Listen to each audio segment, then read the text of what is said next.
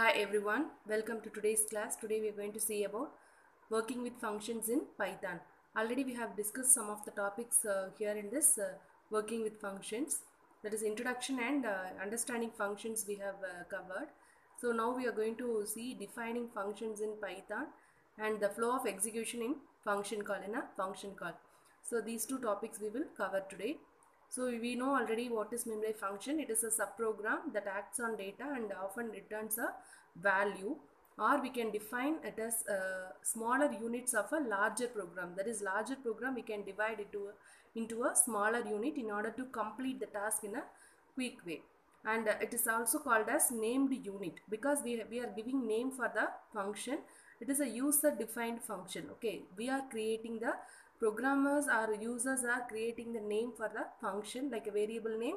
We can give the name for our function according to the work what it is going to do. According to that work we can give the name for the function. Okay, so that's why it is called named unit of a group of program statements, because under every function we will have some statements in order to get some in order to do the task and to return some value or to get some value. Okay, so these are the topics we have already covered, understanding functions and all. Next we are going to see about different types of functions. Okay, so in function call, in what methods and all we can pass the values that we have discussed. There are around 5 ways we can pass the value to the function or variable to a function call. Okay, so next is Python function types.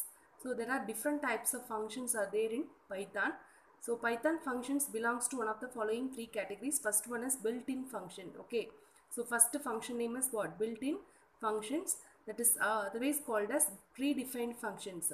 So already the functions will be defined, so we can use those functions instead of writing the code for that function. Now if it is a user defined, we need to write the task. So if you want to complete any kind of work, you need to write a formula with the help of the Python statements.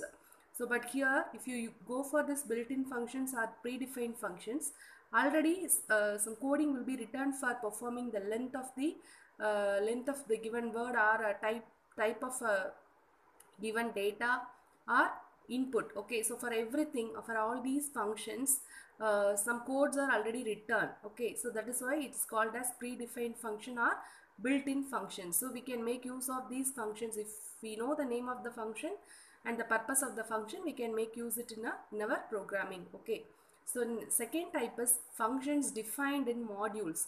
So already we have seen one module like math module. Okay, math module. If you import that math module in your Python interpreter, you can able to use this use the functions which are there in the math module, like square root function. That function we have used from the math module. No, same like we have some predefined modules. Particular modules will be there. If you import that module, and whatever functions are used defined inside that module can be used by us. Okay, so example, sine function. See here, sine function in a math module is an example for it is there in math module. So this sine function, in order to find the sine of some value, we can use the sine function. So like that, functions which are defined already in some modules, particular module. Okay, next is user defined function. So this only we are going to cover in this entire chapter, that is user going to define or write the name of the function, so defined by the programmer. So how to define a functions in Python? A function in Python is defined in the following way, that is def statement should be written first to indicate the definition of the function started. Okay, so def and then followed by name of the function, and then inside the parenthesis we need to give the parameters. So whatever variables we are using inside this parenthesis, that is called as parameters. So that we will study detailedly in the upcoming slides. What is the difference between parameters and arguments, we will study in a detailed way. So in a function header or in a function definition, normally we will have the parameters. Okay, so this is known as formal parameters. Okay, so define def, then function name, then inside the parenthesis we have the variables or parameters or arguments we can say. Okay, next is statement, some of the statements which will be written after this function. Okay, user defined function. For example, you consider this statement, that is def sum of x comma y at the end colon. Okay, colon indicates some block is going to started. Okay, so s is equal to x plus y. You can see the indentation also. See, indentation means what? Some blank space, that is mainly 4 spaces is allotted for a block of statements which is defined after the any function name. Okay, after any function name, if we are writing some block of statements, that should be written after some 4 white spaces. Okay, 4 blank spaces we need to leave, that is only known as indentation. Okay, so we need to give a free space from the beginning of the margin. Okay, so define sum of x comma y at the end colon, then s is equal to x plus y, that is we are going to add the two numbers x and y. So whatever values we are passing to x and y are going to be added here, and the result is returned to s. So we are going to return the result, that is s. Okay, so s is the resultant variable that will hold the value. Okay, or we can see another example, that is def greet. Here we are not passing any arguments, because we are not going to do any task like performing addition or subtraction. Some arithmetical operations or logical operations are not performed here in this function. Just we are going to print some value. Okay, so that's why we are using this function greet without any parameters. Okay, so greet open parenthesis and close parenthesis at the end colon, then print good morning. So this statement is going to be printed when we are calling this function greet. Okay, so here we will see one example, that is in your book this program is available. Just you can take this page and you can refer whatever I am saying, just go through along with the book. Okay, just listen along with the book. So here we are having the same statement, that is def sum of x comma y, adding two numbers. Okay, so s is equal to x plus y, return s. Here a detailed explanation they have given, that is def is a keyword definition, and then this is the function name, and these are the parameters inside, that is x and y. And here this is called as function body, that is indented. See here you have a, you can see the space from this d. Okay, so from this margin we need to allot around, we need to leave around 4 spaces, 4 white spaces, and this entire statement, that red color entire statement, is known as function header. So likewise in the right side also this fully is known as function header. It is ending with the colon. Okay, so here no argument is passed here, and then this function body here also it is indented. So the block of statements which is following this function definition is known as function body. Okay, so the all these statements are making a function body, and see all the statements in function body are at the same level of indentation, because these all the statements are related to this function alone. Okay, so that's why we are leaving 4 white spaces from the margin. So function may or may not have a return statement. See here it is here having a return statement, because we need to return some answer, but here no need to return any value because we didn't pass any argument here. So no need to return any value also here. So it is optional only. Okay, and various components that are there in the function definitions are function header. As we already saw that function header, this is only known as function header. So specifies the name of the function and its parameters and then keyword. Okay, example def sum of x comma y at the end colon. So this entire thing, entire statement will make a function header. And then parameters, variables that are listed within the parentheses are of a function header is known as parameters. See here, this is an example for function parameters. X and y is known as function header. Sorry, parameters. Okay, so in the function header, the variables that are listed within the parentheses, that is known as parameters. Okay, next is function body, that is block of statements below the function header. See this block of statements, s is equal to x plus y and return s. These two statements will make a block of statements. This is placed under or beneath the function header. So beneath this def sum of x comma y it is placed. So it is known as function body. And then indentation. Indentation means what? The blank space in the beginning of a statement, that is block of statement beginning. No, we will leave some spaces, that is 4 spaces we will leave, that is only known as indentation. All statements, block of statements within the same block have same indentation, that is 4 white spaces only we will leave at the under the function body. Okay, sorry, under the function header. Next is top level statements, the group of statements which follows the function definitions will not be indented at all. So Some statements we will write after the function definition, but that statements will not be indented at all. Those type of statements only known as top level statements are main statement, main program statement. So example, define greet and then print hi there. Okay, so this print statement alone is belonging to this function greet, and these two print statements are belonging to top level statements or main program statement, we will say.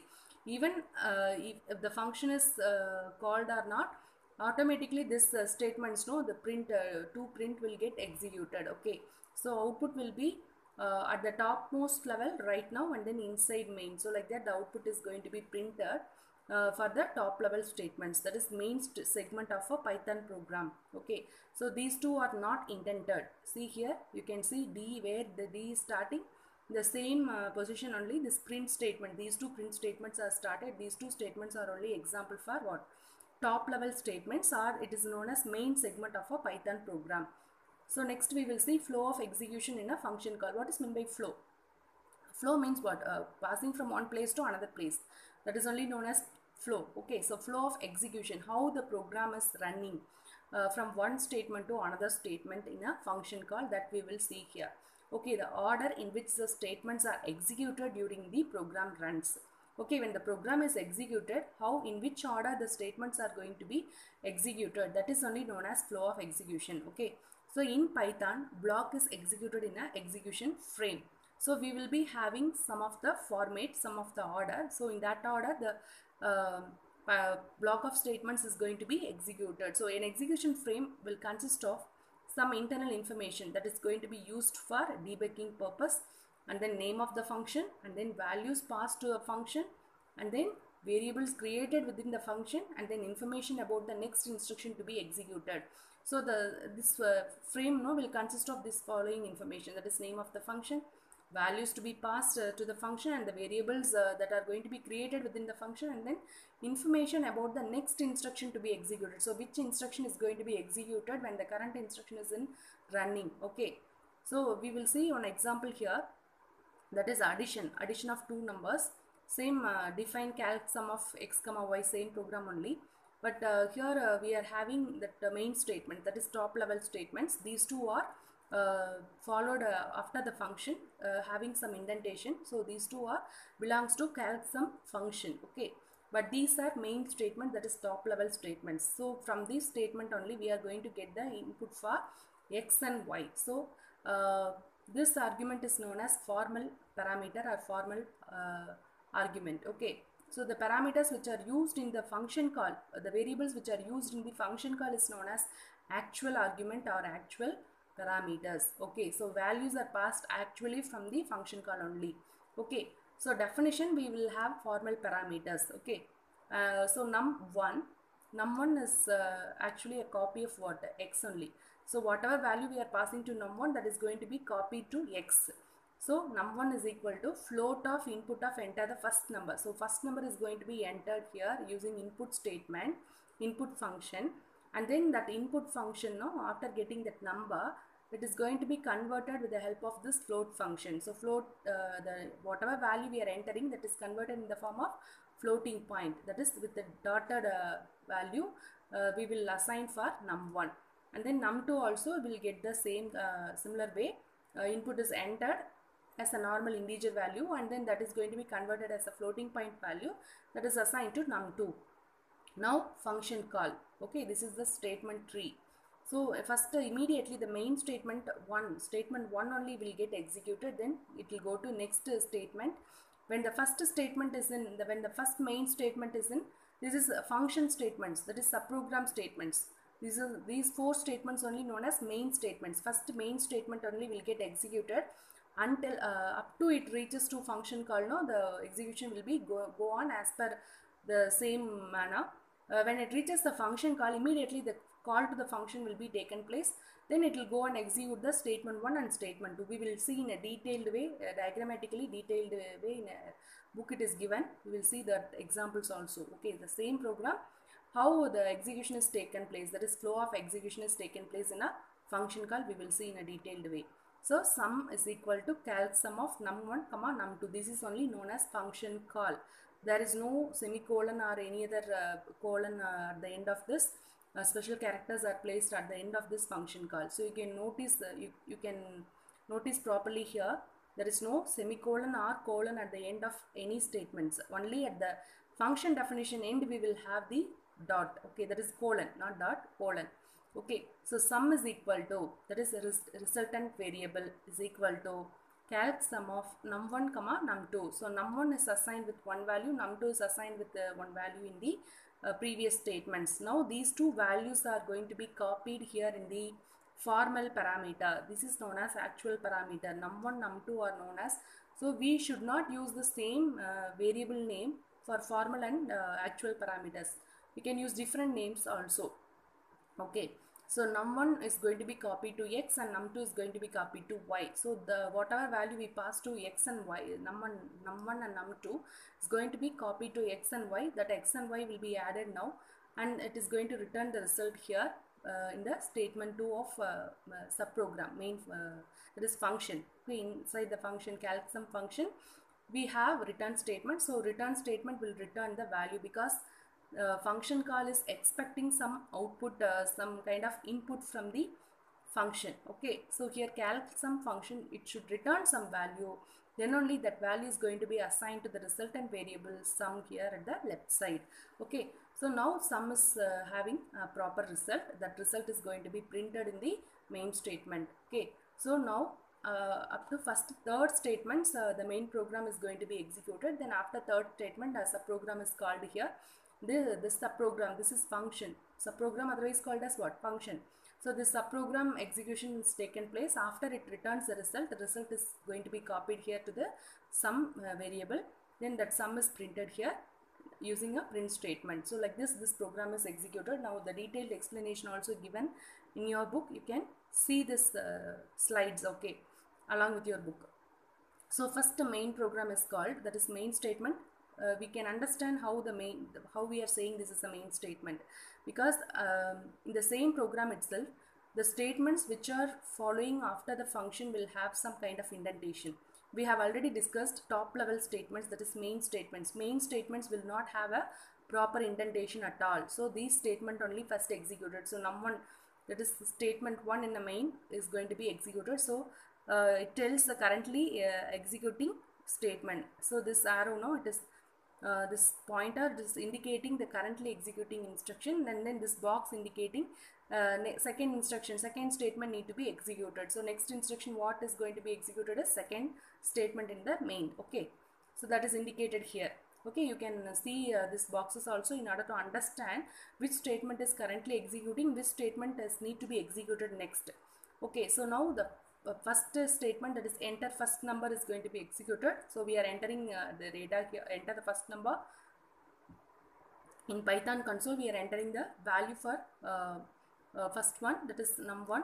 3 we have entered, that 3 is converted as a floating point. Now that is assigned to num1 as 3.0. okay, so this is the data part of the main.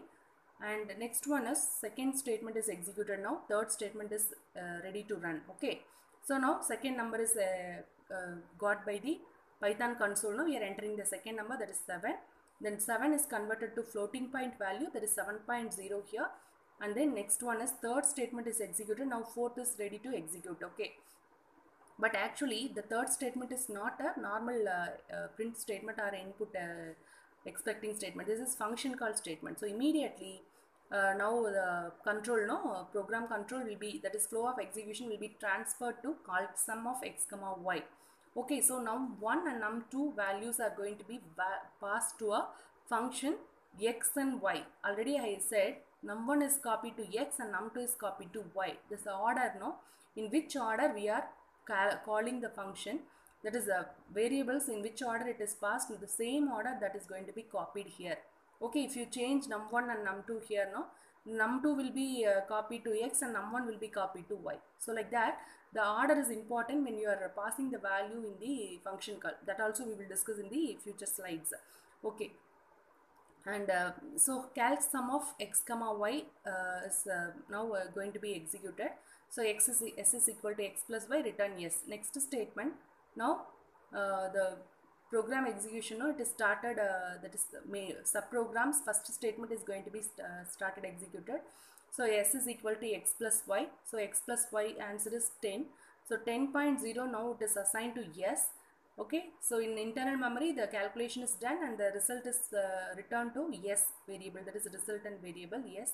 Now the second statement is executed. Second statement is, according to second statement, it should be returned to this sum. So that is left side sum is there, no, that sum will get that value from yes. Okay, so yes is equal to 10.0. The 10.0 is assigned to sum. Now fourth statement is going to be executed in the main statement. So sum will be getting printed. So sum of two numbers is sum, that is 10.0 will get executed.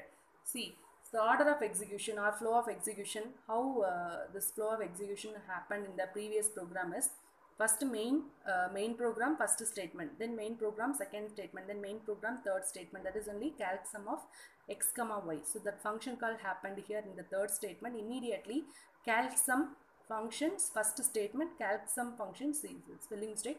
So calc sum functions second statement is executed, that is return statement.